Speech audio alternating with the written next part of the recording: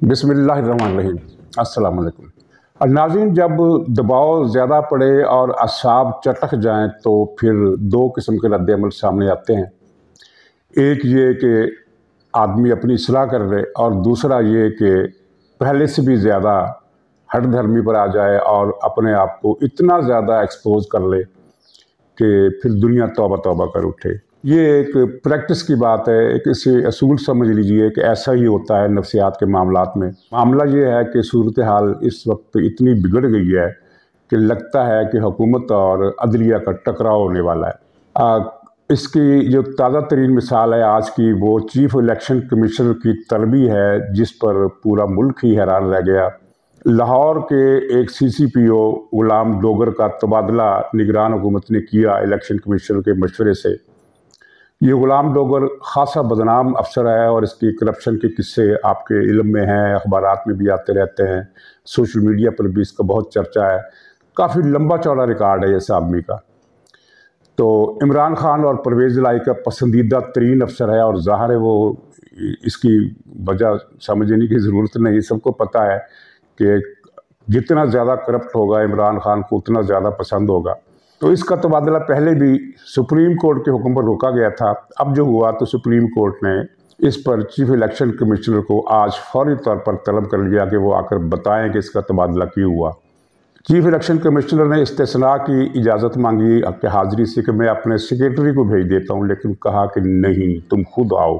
और आपके इल्म में ये है कि यहाँ इमरान खान और उनकी पार्टी के लीडरों को किस तरह हर हाजिरी, हर समात, हर केस से इस्तेस्ना मिलता रहा है, लेकिन इनको इस्तेस्ना नहीं दिया गया और बुलाकर उनकी खासी झाड़ फूस की गई। लेकिन चीफ इलेक्शन कमिश्नर ने भी साफ कह दिया कि ये तबादला मेरा इख्तियार है। अदालत ने से पूछा कि ये तबादला कैसे हुआ।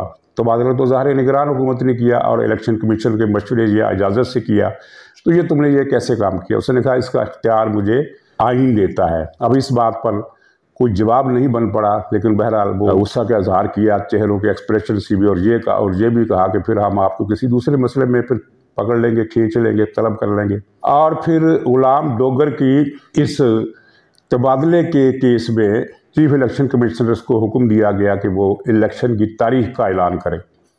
अब इस पर जो कमरा अदालत में लोग थे वो भी चौंक गए कि ये केस क्या है और हुक्म क्या दिया जा रहा है। तो इलेक्शन कमिश्नर ने भी खासी लंबी चौड़ी गुफ्तगू हुई, लेकिन इलेक्शन कमिश्नर ने बिलाखिर कह दिया कि जनाब आइन का तकाजा है कि इंतखाबात 90 रोज़ में कराए जाएं, लेकिन आइन के कुछ तकाजे और भी हैं। तो जो हालात हैं, जिस तरह मुझे फ़ौज नहीं दी जा रही, जिस तरह मुझे पैसा नहीं दिया जा रहा, जिस तरह मुझे दूसरी चीज़ें नहीं दी जा रही, तो मैं इलेक्शन की तारीख नहीं दे सकता। अब इस केस की समाअत कल के लिए मुलतवी कर दी गई। PTI वाले इस पर बहुत जश्न मना रहे हैं, बगले बजा रहे हैं। उन्हें जिस बात का अंदाज़ा नहीं है कि दो बातों में से एक बात होनी है। इलेक्शन तो अपने वक्त पर होने और उस वक्त होने जब हुकूमत ने फैसला करना है कि इस वक्त इलेक्शन होंगे, उससे पहले नहीं हो सकते, आप जो मर्जी कर लें। और दूसरी सूरत ये है जो नज़र आ रही है कि वो हुकूमत और सुप्रीम कोर्ट का टकराव है।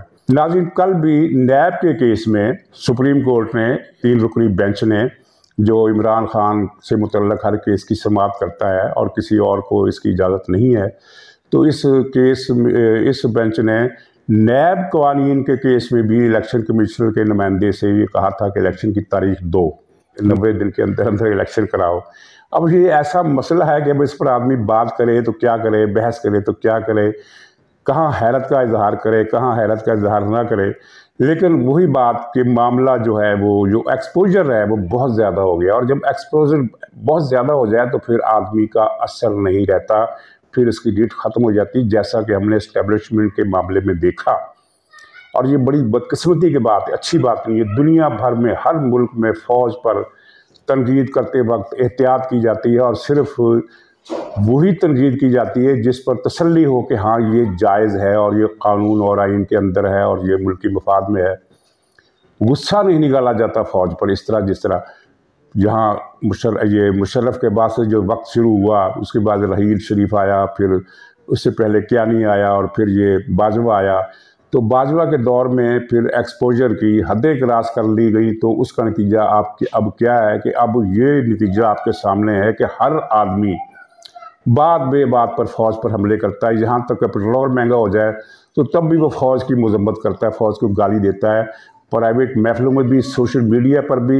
यानी जिस बात का कोई ताल्लुक आर्मी से है ही नहीं, न था, उस पर भी फ़ौज को लगेदा जाता है। ये सूरत हाल ख़त्म होनी चाहिए, लेकिन इस सूरत हाल को पैदा किसने किया? इस ओवर एक्सपोजर ने, जो बाजवा ने ख़ास तौर पर किया और जिसकी इब्तदा परवेज़ मुशर्रफ ने की, जिसको राहील क्यानी ने आगे बढ़ाया। और क्यानी साहब वही, यानी अंदाज़ा करें कि कुछ लोग किस तरह इदारे को तबाह करते हैं कि क्यानी साहब ने यूसुफ रज़ा गिलानी को, वज़ीर आज़म को कहा कि मुझे 3 साल की एक्सटेंशन दो, वरना मैं मार्शल लॉ लगा दूंगा। अब ऐसे आर्मी चीफ का वैसे कानूनन और असूलन तो कोर्ट मार्शल होना चाहिए, लेकिन पाकिस्तान में मामला इस तरह के नहीं होते कि आर्मी चीफ पर तनकीद भी की जा सके किसी बड़े फोरम पर, लेकिन अब हो रही है। तो अगर क्यानी का कोर्ट मार्शल कर दिया जाता राहील शरीफ आने के बाद कि तुमने 3 साल की एक्सटेंशन किस हिसाब से ली और ये धमकी क्यों दी, वहाँ मुद्दे भी सुस्त था, यानी पीपल्स पार्टी की हुकूमत भी कंप्रोमाइज़ कर गई थी। तो यही बात फिर बाजवा ने भी की। आपको पता है, पूरा सारी चीज़ें सामने आ गई हैं कि जब इसने दूसरी एक्सटेंशन मांगी नवाज़ शरीफ से, शहबाज शरीफ से, तो इसने धमकी दी कि जाकर नवाज़ शरीफ को कह दो कि मान जाए, वरना मैं मार्शल लॉ लगा दूंगा। और फिर अकेले बाजवा ने धमकी नहीं दी, बल्कि बाजवा के नीचे से एक और भी निकल आया, अजहर अब्बास, उसने भी कहा कि मैं मार्शल लॉ लगा दूंगा। तो ये सूरत हाल जब हो जाए तो फिर इस वक्त जो पाकिस्तान में फ़ौज के इदारे के ऊपर जो चढ़ाई हो रही है, देखिए पाकिस्तान के कौम परस्त पार्टियाँ, लिसानी पार्टियाँ, इलाकाई पार्टियाँ, फ़िरका वाराना पार्टियाँ और सियासी मेन स्ट्रीम में भी दोनों किस्म के जो अपोजिट धड़े हैं वो भी फ़ौज पर जिस तरह हमलावर हैं, ये नहायत तशवीशनाक बात है। और इससे मुल्क की सलामती ख़तरे में पड़ सकती है, इसलिए कि ख़ास तौर पर पाकिस्तान जो है वो इतना कमज़ोर मुल्क है कि इसकी मुमलकती बुनियादें 2 चीज़ों पर खड़ी थी। एक था आइन, उसका एहतराम हमने किया नहीं, और दूसरी थी फ़ौज, जिसका एहतराम अब नहीं हो रहा। तो दूसरे मुल्कों के बरक्स पाकिस्तान की सलामती का मसला जो है वो ये ज़्यादा नाजुक है। नाज़रीन, ये इसी सिलसिले में आप फिर ये भी देखिए कि हाई कोर्ट्स का रवैया क्या है। कल जब बैंकिंग कोर्ट ने अपने तमाम कानूनी तकाज़े पूरे करने के बाद और बार बार की वार्निंग्स और बार बार के आर्डर्स के बावजूद जब इमरान खान ने वहाँ आने से इनकार किया, बहाना बनाया, झूठा बहाना, इसलिए कि ये वही है ना जो नवंबर के आखिर में इस रावलपिंडी पहुँच गया था जलसा आम से खिताब करने के लिए। तो अब ये कहता कि मैं नहीं आ सकता, लाहौर हाई कोर्ट भी नहीं जा सकता। तो इसलिए उस बैंकिंग कोर्ट ने इसकी ज़मानत मनसूख करने का फ़ैसला किया, और जब जैसे ही उसने ये ऐलान किया कि हम इतना वक्त दे रहे हैं कि 3 साढ़े 3 बजे तक इमरान खान पेश हो जाए, वरना ज़मानत कैंसिल कर देंगे, तो PTI ने इस्लामाबाद हाई कोर्ट में एक रिट दायर की कि इस बैंकिंग कोर्ट की इस फैसले को रोका जाए। 10 मिनट के अंदर अंदर वो बेंच बना, दरख्वास्त समाअत के लिए मंजूर हो गई, और 10 मिनट के अंदर अंदर सारा काम मुकम्मल हो गया। तो बैंकिंग कोर्ट को रोक दिया गया कि वो पता नहीं 1 हफ्ते तक वो कोई फ़ैसला नहीं दे सकता। तो ये है जनाब इमरान खान की पॉपुलैरिटी किन हलकों में किस हद तक पहुंची हुई है। तो अब इस कल के फैसले पर भी दुनिया हैरान हुई कि अच्छा, ये बैंकिंग कोर्ट का मामला पहला नहीं है। इलेक्शन कमीशन हो, बैंकिंग कोर्ट हो, दहशतगर्दी की अदालत हो, सेशन कोर्ट हो, नैब हो, जिस इदारे से ख़बर आती है, जिस अदालत से ख़बर आती है कि वो इमरान खान के ख़िलाफ़ फ़लाँ केस पर या इमरान खान से मुतल्लिक़ फ़लाँ केस पर कोई समाअत करने वाला है, तो कभी कराची हाई कोर्ट से हुक्म आ जाता है, कभी लाहौर हाई कोर्ट से हुक्म आ जाता है, कभी इस्लामाबाद हाई कोर्ट से हुक्म आ जाता है कि फ़ैसला देने से रोक दिया गया है। यानी ये पाकिस्तान की बल्कि अदालती तारीख़ में पहली मरतबा ऐसा हो रहा है कि मातहत अदालतों को फ़ैसले देने से रोका जा रहा है। इससे पहले कभी नहीं सुना। इससे पहले यही होता है और यही पूरी दुनिया में प्रैक्टिस है कि मातहत अदालत या निचली अदालत कोई फ़ैसला करती है तो उसके बाद फिर वो हायर कोर्ट जो है वो उस पर एक्शन लेती है कि ये फ़ैसला गलत है या नहीं दुरुस्त है, और वो भी किसी की अपील पर। यानी जब उस अदालत के फ़ैसले को हाई कोर्ट में चैलेंज किया जाए तो तब वो समाअत होती है। और यानी किसी भी अदालत में कोई केस चल रहा हो तो उसे केस चलाने से नहीं रोका जाता, उसे एक फैसला देने से नहीं रोका जाता। फैसला आने के बाद अदलिया का फिर हायर कोर्ट्स का इख्तियार है कि वो जो चाहे फैसला करें। लेकिन यहाँ ये हो रहा है कि इमरान खान के केस में कि नैब को, दूसरी अदालतों को ये हुक्म दिया जाता है कि आप इस केस का फैसला नहीं सुनाएंगे, बाकी कार्रवाई जारी रखें। फिर बाकी कार्रवाई की भी क्या ज़रूरत है, उसे भी रोक दे। जब फैसला ही नहीं सुना सकती वो अदालत, तो फिर उसमें बाकी कार्रवाई का तो एक फिर ये एक वो ऐसे ही है ना, जैसे गले में एक हार लटका दिया जाएगा, भी ये हार तुम्हारा, और हार के अंदर कोई चीज़ ना हो, ना फूल हो, बस एक रस्सी हो कि ये हार है, इसको लटका लो। तो ये हो रहा है जनाब पाकिस्तान में। तो अब हुकूमत जो है वो हुकूमत है, चूँकि वज़ीर-ए-आज़म शहबाज शरीफ है और वो क़ुव्वत फ़ैसला से क़तन आरी दिखाई देते हैं, किसी बारे में भी कोई फ़ैसला नहीं कर सकते, और अगर फ़ैसला करते भी हैं तो वो इमरान खान के हक़ में फ़ैसला करते हैं। अब देखिए, ये जो हम ख्याल बेंच है, इसके हवाले से एक एक इम्प्रेशन था, एक परसेप्शन थी कि ये इमरान खान को रिलीफ देने के अलावा और कोई काम नहीं कर सकता। तो जब सुप्रीम कोर्ट में 4 जज कम पड़े और जुडिशल कमीशन का इजलास हुआ, जिसमें इमरान खान के हम ख्याल जजों को लाने की कोशिश नाकाम बना दी दूसरे जजों ने, तो हुकूमत के लिए बड़ा आसान मौका था। इसमें कोई मुश्किल नहीं थी, कोई आईनी रुकावट नहीं थी, कोई इंतज़ामी रुकावट नहीं थी, कोई सियासी रुकावट नहीं थी कि वो मेरिट पर फैसला करती, और जो जज मेरिट पर आते हैं उनको तकरीरी के लिए नाम भेज देती, और अपनी पसंद नापसंद का इल्ज़ाम लिए बगैर कि ये है मेरिट और इसलिए हम ये 4 नाम भेज रहे हैं। लेकिन जनाब शहबाज शरीफ साहब ने उससे गुरेज़ किया और ऐसे 4 जज दे दिए जो इमरान खान का रंजा राज़ी करने के लिए काफ़ी थे।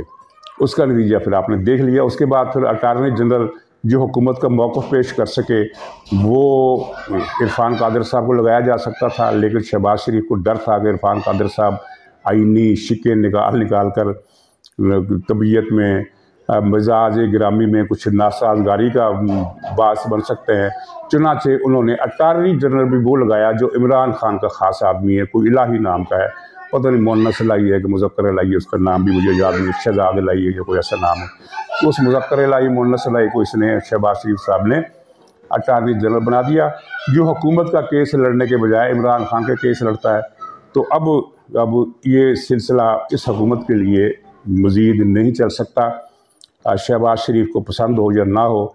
लेकिन अगर इस हुकूमत ने रहना है और काम करना है तो फिर ज़ाहिर है उससे अपनी पॉलिसी बदलनी पड़ेगी। तो देखना ये है कि ये पॉलिसी कौन बदलेगा, शहबाज शरीफ बदलेगा या कोई और बदलेगा। लेकिन बहरहाल ये पॉलिसी चल नहीं सकती, क्योंकि ये दौर हुकूमत के साथ अदलिया जिस तरह सफ़ आरा हो गई है, इसकी मिसाल, इसका तस्वुर किसी दूसरे मुल्क में नहीं किया जा सकता। अदलिया आइन के मुताबिक फ़ैसला करने के लिए होती है, ना कि इमरान की मर्ज़ी के ख़िलाफ़ फ़ैसला, इमरान की मर्ज़ी के मुताबिक इमरान। अब आप देखें कि जो रिमार्क्स इमरान खान देता है वही रिमार्क्स अगले दिनों हमें अदालतों की तरफ से सुनाई देते हैं, जैसा कि चीफ इलेक्शन कमीशन के मसले पर भी हुआ। उन्होंने कहा कि इलेक्शन कमीशन अपना काम नहीं कर रहा, अपने काम के अलावा ये हर काम कर रहा है, और यही बात इमरान खान मुसलसल 6 महीनों से कर रहा है। सुप्रीम कोर्ट ने यह भी कहा कि इलेक्शन कमीशन को जानबदार नहीं होना चाहिए, यानी कि इमरान खान की बात की तस्दीक कर दी।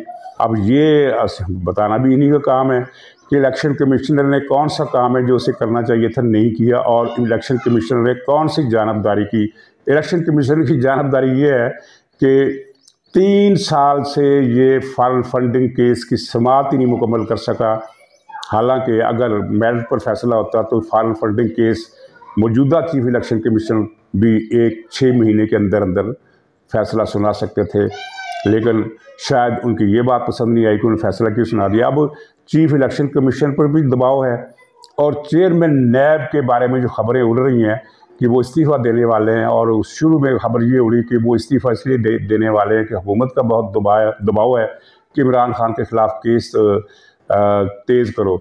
ये एक इतनी मज़ा खेज़ बात है, इसलिए कि हुकूमत की तरफ से तो इमरान खान के ख़िलाफ़ केस तेज़ करने का, कार्रवाई तेज़ करने का कोई दबाव उठने का सवाल ही पैदा नहीं होता कि वहाँ वज़ीर-ए-आज़म शहबाज शरीफ है, जिनको इमरान खान की सलामती से बहुत ज़्यादा दिलचस्पी है, असल में जो खबर है, जो तस्दीक शुदा खबर है, वो ये है कि कुछ और हलकों की तरफ से, ये कुछ और हलके क्या है, ज़ाहिर है मेरा इशारा आर्मी की तरफ नहीं हो सकता, वो नहीं है, लेकिन कुछ और हलके जो ताकतवर तो हैं, वो चेयरमैन नैब पर दबाव डाल रहे हैं कि इमरान खान और पीटीआई के ख़िलाफ़ कोई केस आगे मत बढ़ाओ, पीटीआई को हाथ मत लगाओ, इमरान खान के ख़िलाफ़ कोई कार्रवाई करने का सोचो भी मत।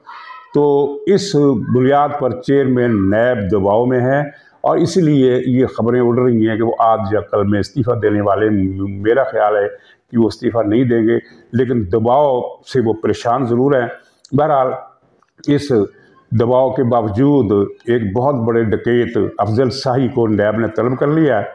अली ये वकील जो है, ये जिसकी शोहरत है दामाद साहब की, और जिसके बारे में ये कहा जाता है कि पंजाब का निज़ाम अदल वही चला रहा है, वही बेंच बनाता है, वही आर्डर देता है कि इस केस का ये फैसला होगा, इस केस का ये फैसला होगा, तो उसे तलब कर लिया है 20 फरवरी को।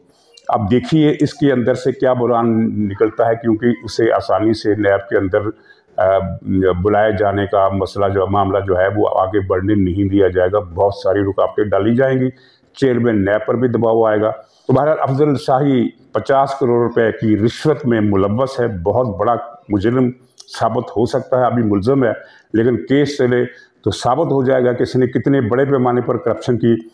लेकिन ये साबित तो तब होगा ना जब इस पर केस चलेगा, और जब नैब कोई दबाव कबूल करने से इनकार कर देगा। तो इसी से जुड़ी हुई खबर ये है कि वो जो एक गुजरात का एक नामी गुरामी बदमाश मोहम्मद खान भट्टी जो गिरफ्तार कर लिया गया है 8-10 दिन पहले, तो उसके हवाले से खबर है कि नाज़रीन जो बदमाश होते हैं ना, जो कमज़ोर पर ज़ोर आवर बन जाते हैं और उसकी हड्डी पसली कर देते हैं, ख़ुद जब खिड़की में आए तो इनसे ज़्यादा मिस्कीन कोई नहीं रहता। तो ये मोहम्मद खान भट्टी जो है इस वक्त ज़ेर हिरासत है और वहाँ एक मिस्कीन बना हुआ है, यतीम और मिस्कीन। और यतीम और मिस्कीन बनकर जो सवाल उसे पूछा जाता है वो बेचारा जवाब दे रहा है। मार भी उसने मार खाई है और मज़ीद मार उसे पड़ेगी, और मज़ीद मार उसे पड़ेगी। उसने परवेज़ इलाही के और परवेज़ इलाही की महबूबा के बारे में बहुत सारे इंकशाफात ऐसे किए हैं जिनको सुनकर तफ्तीश करने वाले हैरान रह गए। अगरचे जो लोग तफ्तीशकारों से ऊपर बैठे हैं उन्हें इन बातों का पहले से ही पता है, लेकिन वो नामी गिरामी गुंडे मोहम्मद खान भट्टी ने कुछ ऐसा भी बक दिया है जिसका परवेज़ इलाही को ख्याल नहीं था। परवेज़ इलाही तो इस हिसाब से अंधाधुंध करप्शन किए जा रहा था कि उसका ख्याल था कि इमरान खान तो बैठा है और ये बैठा रहेगा अपनी मौजूदा पोजीशन में, और मेरा ये जो मामला है इसको कोई परेशानी नहीं होगी। सूरत हाल स्टेटस को जो है वो बरकरार रहेगा। स्टेटस को ये कि जल्द इलेक्शन हो जाएंगे, इमरान खान फिर आ जाएगा, ये पीडीएम की हुकूमत ख़त्म हो जाएगी और पोबारा रहेंगे। उससे ये पता ही नहीं था कि ये कुछ हो जाना जो कुछ इमरान खान के हाथों हो गया, असम्बलियाँ तोड़वा दी। तो नाज़रीन ज़मान पार्क की सूरत हाल इस वक्त ये है कि कल की खबर में बता रहा हूँ कि कल वहाँ एकदम से लोग चले गए, गायब हो गए। आज तो खैर फिर वहाँ 150 के करीब आदमी पहुँच गया है, लेकिन एकदम कैंप वीरान हो गया। और वहाँ जाकर जब पूछा गया कि ये लोग कहाँ गए हैं, ये कैंप खाली क्यों पड़े हैं, तो वहाँ जो पीटीआई के ज़िम्मेदार बैठे थे ज़मान पार्क के, तो उन्होंने कहा कि जनाब ये नमाज़ पढ़ने गए हैं। हालांकि वो नमाज पीटीआई की नमाज से क्या ताल्लुक़ हो सकता है। अगर ये कहा जाता है कि वो विष्णु की पूजा करने गए हैं, घंटा बजाने गए हैं, तो शायद कोई बात समझ में आ जाती, लेकिन उसने कहा कि नहीं वो नमाज़ पढ़ने गए हैं। बहरहाल चक्कर ये था कि उन्हें पता चला किसी जगह से इतला आई और अफवाह बनकर फैल गई कि पुलिस रवाना होगी इमरान खान की गिरफ्तारी के लिए। ये खबर सुनते ही सब ने अपने अपने तरीके से दुड़क लगा दी। कोई कान दबा कर इधर से निकल गया, कोई पहलू बचा कर इधर से निकल गया। फिर शाम को जब उन्हें पता चला कि नहीं अभी तक गिरफ्तारी का कोई कतई फैसला नहीं हुआ है, और तो फिर खैर खैरियत है, तो फिर वो कल आज सुबह कुछ 100-150 के करीब आदमी दोबारा वापस आ गए। तो नाज़रीन ये है सूरत हाल। इजाज़त दीजिए, इंशाअल्लाह अगले व्लॉग में फिर मुलाकात होगी। तब तक के लिए खुदा हाफिज़।